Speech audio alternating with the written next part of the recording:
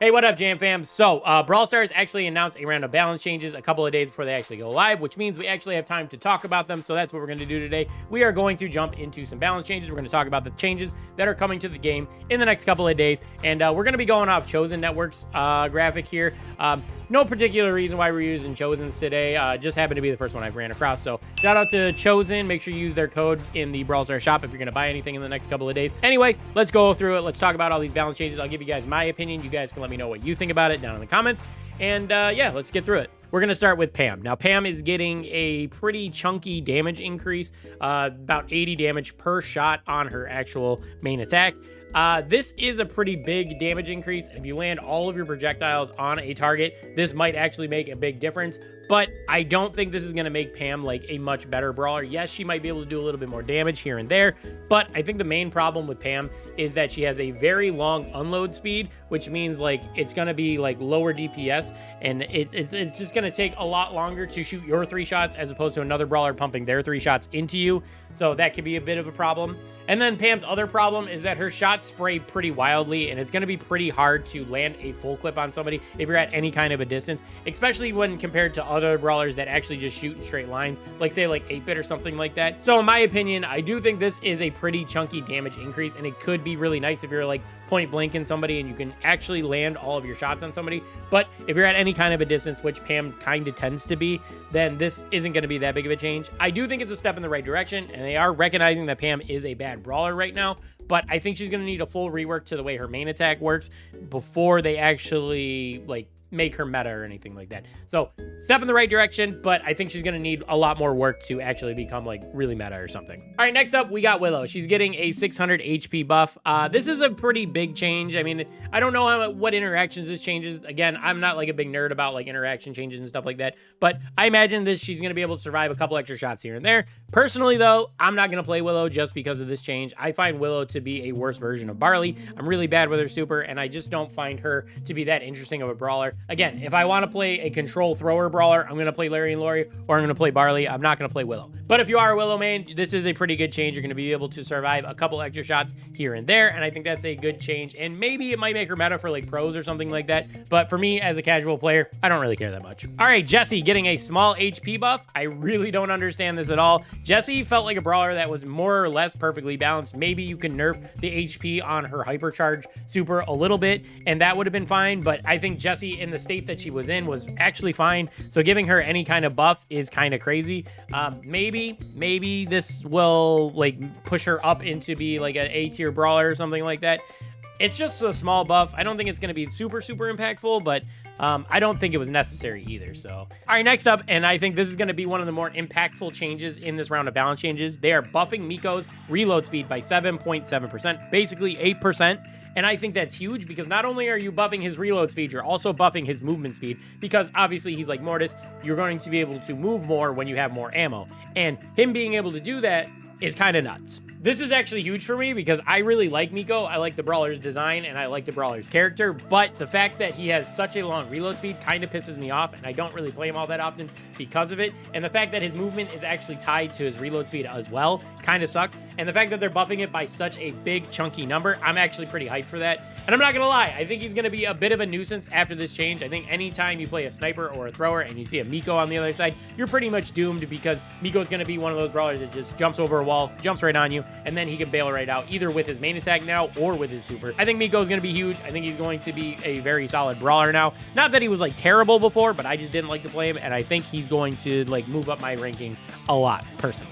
All right, next up we got Crow, and they are going to be buffing the healing reduction from Crow's poison from 40% to 60%. So that's a huge jump. That's a 20% buff to that mechanic on Crow's kit. Now, this is one of the most overlooked mechanics on Crow's kit. If you forgot, or if you just didn't know, when someone is poisoned by Crow, if they have any incoming healing, it's going to be reduced. Originally it was 40%, now it's going to be 60%. So now I can see Crow being like a true hard counter to healers. Like, he was already a bit of a counter to begin with, but now it's going to be a little bit more efficient. So like that 60% is a huge number. That 20% jump is huge. He's going to be able to like destroy like Busters with healers behind them, Dracos with healers behind them, And even that Kit Daryl combo, if you play it right, if you play off of the Daryl and you keep the Daryl poisoned, I think the Kit Daryl combo could be shut down pretty hard now. So I'm interested to see what pros end up doing with this. I think that's mainly where the interaction is going to be like mostly focused on. So if you take Crow, it's going to deny any healing. Or if they take like a healer, like a tank and spank combo, then Crow is going to be like a hard pick right there. So that's interesting. And then on top of that, I think just in general, people are going to attract to Crow a little bit more now, even though he's already one of the more popular brawlers. So if you're a Crow main, you're going to be eating here. That's going to be interesting. So we'll see what happens with Crow here. All right, so next up, we got Bonnie. She's getting a small buff here. I really don't know how impactful this is going to be. I never play Bonnie. I think she's one of my least played brawlers, like, in the entire roster right now. But anyway, Bonnie, so now after landing, you're going to be able to get right back into your cannon if you need to. So basically, you're going to use your super, jump on somebody, and you should have your super still in hand, so you can jump right back into your cannon and get away, or get tanky again if you need to. Again, I don't know if this is actually going to help Bonnie at all. I don't know if that was a big issue with Bonnie, because if I remember right, it's been a while since I played Bonnie, so give me some slack here. But if I remember right, Bonnie auto-charged her super after she landed anyway, and it would charge in like 2 or 3 seconds, if I'm not mistaken. Maybe it was like 4 or 5, but I don't think Bonnie's going to be good. I don't think this is going to save Bonnie or anything like that. I think the brawler needs big buffs or a whole rework or something, because I think that brawler is just kind of mid, and she's always going to be mid. I mean, I know there's 1 or 2 Bonnie mains out there in the world, but I don't think this is going to fundamentally make your brawler better. So good luck. I wish you the best. And next up, we got a Meg buff, and this is a really weird one. This is a 6.5% movement speed buff, which you don't see very often. But the weirdest thing is, this is only on Little Meg. This isn't on Meg in her mech form. This is after your mech breaks and you are just on foot. Meg is now going to be a little extra faster. And I don't really know why this needed to happen. Like, this is a fine change, and I don't think Meg really needed it. But I don't know. It's weird, because like Meg was already pretty fast to begin with when she was in her little form, and it was pretty easy to dodge shots with her anyway. And now it's going to be even easier to dodge shots. So this might help Meg a little bit, but I mean, it's not like a biggest change in the world. I don't think it's going to be like crazy or anything like that. She got a nice hypercharge last update, and now she's getting a movement speed buff here, so she might get a little bit stronger here. Maybe. I don't know. I would need someone who's way smarter than me to explain why we actually need this change, because I'm not understanding it personally. All right, so that was all the buffs. There's a good number of them, but I'm actually shocked to see there's a ton of nerfs coming. Almost double the number of nerfs that there are buffs. Very interesting, but we're going to fly through these pretty quickly, because some of these, like the Byron one, the Angela one, the Gray one, they're just gadget nerfs, which, you know, you could mention about, and I could talk about them for a few minutes, but personally, I don't really have that big of an opinion on that stuff, so we'll fly through them, but let's start with the Buster nerf. So, Buster is receiving a 400 HP nerf. This is pretty big, especially for a tank like Buster, who wasn't the beefiest to begin with. Yes, he had a decent amount of HP, but he also doesn't have any mobility in his kit at all. You do have to kind of force your way up a map a little bit, and you got to be pretty patient. So seeing Buster get nerfed like this does kind of suck. I'm not going to say it's unjustified, because like I said, I do think he was towards the top end of the brawlers, probably top 10, probably top, you know, at least top 15, right? But yeah, it just sucks to see a brawler that I like, that was actually seeing some good gameplay, get nerfed. Do I think this is going to break him? Not really. I don't think that he's going to be like super like garbage tier or anything like that. I do think that you will have to play a lot more patiently, and you're going to need your super to get up the map a little bit more. So you will have to hang out with your teammates for a little bit longer. But in general, I think he's going to be fine. All right, next up, we got a Stu nerf. His hypercharge is getting nerfed by a huge 33.3%. So one third charge rate. So it's going to take a third, like 4/3 as long. So 1 1/3 times as long to charge your hypercharge. That's terrible. That's a lot. I don't know the exact number of shots that's going to take to charge, but that feels like it's going to take forever. Poor Stu. It's not like he was getting like a ton of hypercharges every game. You might get 2. Most of the time, if I remember right, you're only getting 1 per match, and now you're going to be struggling to get that 1, I think. So this might have been overboard. Maybe like a 15% nerf might have been fine. Like they did Mandy and Chester 12 and 16%, maybe somewhere in that range would have been a little bit more justified. And 33% is huge, so they might have killed Stu here. Unfortunately, I think Stu might be dead. This is huge, and hypercharge is one of the most broken things in the game, and nerfing it this much is terrible. So rest in peace, Stu. I'm sorry for you, man. That really sucks. All right, next up, we got Mandy and Chester both receiving hypercharge nerfs. So Mandy got a 12.5% hypercharge nerf, and Chester got a 16.6%.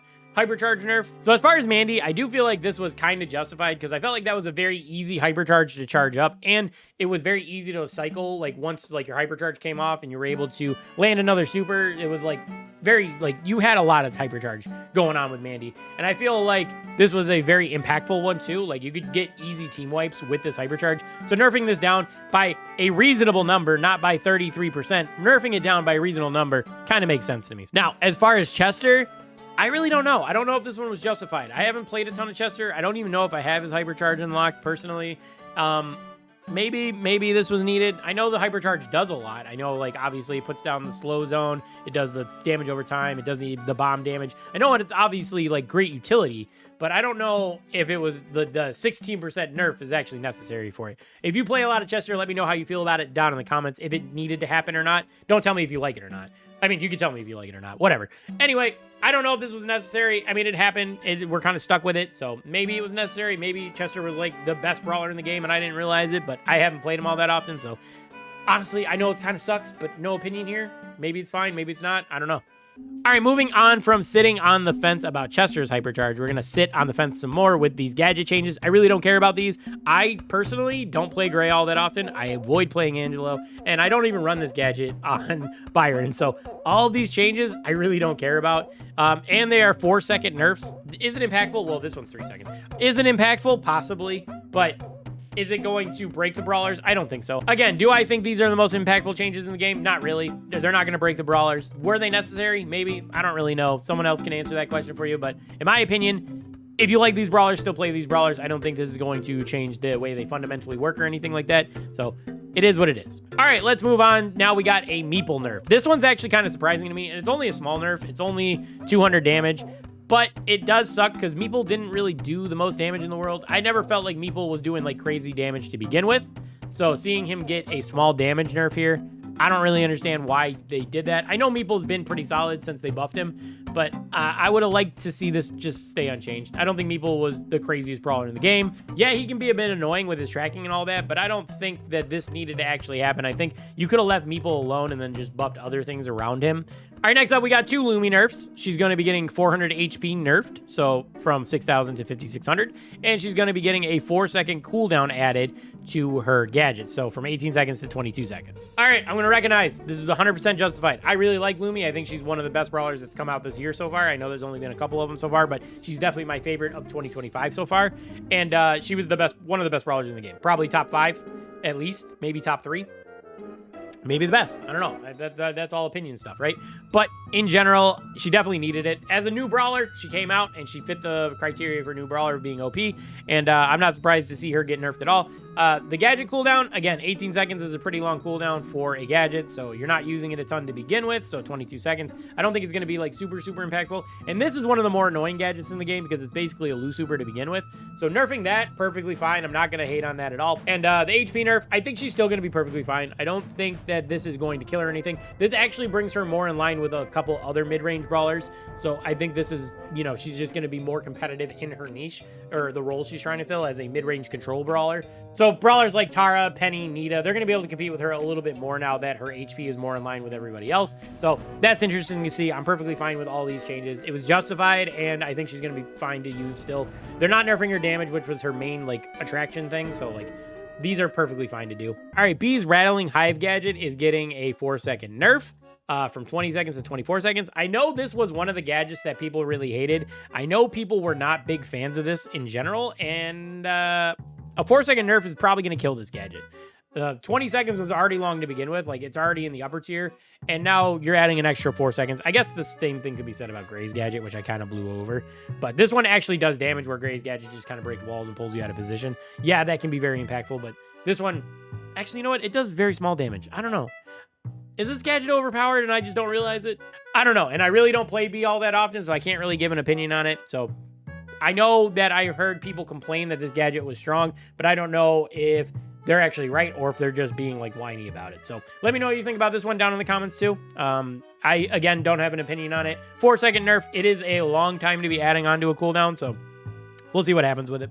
Probably the most justified nerf in the entire game right here. and it probably needs to be more. They probably need to nerf it down by another 200 or so. He's still going to have very high tank HP, and he's still going to be able to do all the things he does, but now he's going to have a little less HP. The problem with Ollie, though, is he has a lot of effective HP because you use his super and you get a shield, and that shield is pretty tanky to begin with, so you're going to be adding a ton of HP onto that brawler just by using your super.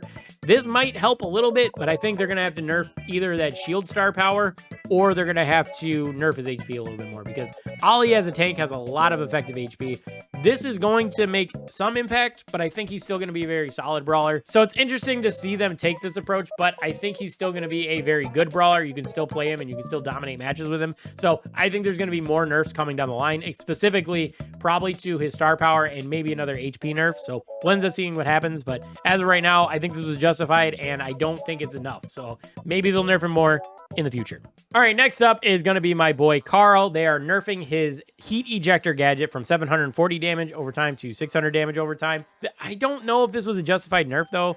I guess it depends on the cooldown of the gadget and all that stuff, but I feel like this gadget was kind of underused. I think Flying Hook is still the more fun gadget to use, and I think most people are going to want to run Flying Hook, but heat ejector, because of the 740 damage, it was pretty solid damage to be doing, especially when you pair that with like your super or something. Like, so if you use heat ejector, throw your attack, and then use your super, you could do a lot of damage very quickly. 740 damage is a lot to be doing over time, and 600 is still a lot, and I think this gadget will still be pretty solid, but I don't think it's going to be like super broken or anything like that. You're still going to be able to make this gadget work in certain situations. It'll still get you kills and stuff. It's not like it's going to like totally kill it, but it is a huge nerf, so I could see people moving over to Flying Hook a little more often now. So overall, I think these balance changes are pretty good. I do like a lot of them personally, like the Miko reload speed. I love that one. I can't wait to try Miko out. Maybe he'll feel actually really nice to play. The Crow change, I think that's going to be very impactful for like pro meta and stuff like that. Obviously, things like the Buster and the Lumi nerfs, those were definitely justified. But I do think they overdid it a little bit with this Hypercharge nerf here for Stu. I think that's a lot to be nerfing on a Hypercharge. Something that's supposed to be so impactful for a brawler, they are nerfing it right into the ground. And maybe it's justified, but in my opinion, if it's supposed to be like a brawler's like key feature, then why nerf it that much, especially all in one go? Maybe nerf it by like 15%, and then if you're still overdoing it, do it again. But I don't know. As of right now, this really sucks, especially for Stu mains. I don't think the brawler is going to be viable anymore. And then I don't really understand what they're doing with Pam and Bonnie here. Meg to an extent too, but mostly Pam and Bonnie, because I feel like these brawlers have been really bad for a really long time, and it's nice to see them get some kind of buffs here that might actually help them a little bit. But I feel like the way their kits work, they just don't function the way they should, and that they're going to need full reworks in some aspects. And I don't even know what you do with Bonnie, but I think Pam, her main attack is the main problem there. It is nice to see them do something with these brawlers, but again, they're not doing the full thing that needs to happen where they need to like totally rework one aspect of this brawler's kit. Maybe to an extent that's what they're doing with Bonnie here, but I think they're going to need more attention very soon if you want them to be like at least a C or a B tier brawler. I don't think they're going to be S tier right away, but as of right now, these changes are nice, but I don't think they're going to be like super impactful. All right, so that's going to do it for all the balance changes. Let me know what you thought down in the comments. Let me know which ones you like. Let me know which ones you dislike. And let me know what brawler should have got a buff or a nerf that they didn't do. But anyway, that's going to do it. I want to thank you guys for watching. If you made it this far, make sure you leave a like on the video. And if you're new, consider dropping a sub as well. But I will catch you guys in the next one. Peace.